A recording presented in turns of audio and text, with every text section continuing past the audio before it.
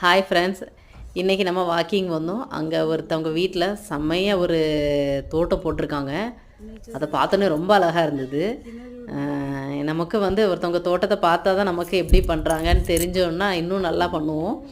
So அந்த ஒரு motivation தான் இவங்க போட்டிருக்கிறது. ஒரு சைடு பார்த்திங்கன்னா வீட்டை சுற்றி ஃபுல்லாக தோட்டம் தான் போட்டிருக்காங்க. ஒரு சைடு ஃபுல்லாகவே இந்த மொச்சை பயிர் போட்டிருக்காங்க. இன்னொரு சைடு துவரம் பருப்பு போட்டிருக்காங்க. இந்த மொச்சை பயிர் கொத்து கொத்தாக காய்ச்சிருக்கு. செம்மையாக காய்ச்சிருக்கு. இது ஒரு இயற்கை முறையில் தான் வச்சுருக்காங்க. அவங்க வீட்டுக்கு தேவையான அளவுக்கு எடுக்கிற அளவுக்கு போட்டிருக்காங்க. எப்படியும் 10-20 கிலோ இதில் கிடைக்கிற அளவுக்கு காய்கள் அவ்வளோ அழகாக பிடிச்சிருக்கு. எவ்வளோ மருந்து அடித்தாலும் இந்த அளவுக்கு காய் பிடிக்கவே பிடிக்காது. இவங்க நல்லா சாணி உரங்கள், வீட்டு காய்கறி கழிவுகள் எல்லாமே போட்டு வளர்த்ததுனால செம்மையாக பிடிச்சிருக்கு. ஒரு புழு பூச்சி கூட இல்லை. இலைகள் மட்டும் காஞ்ச மாதிரி இருக்குது. ஆனால் பயிரில் எந்த புழு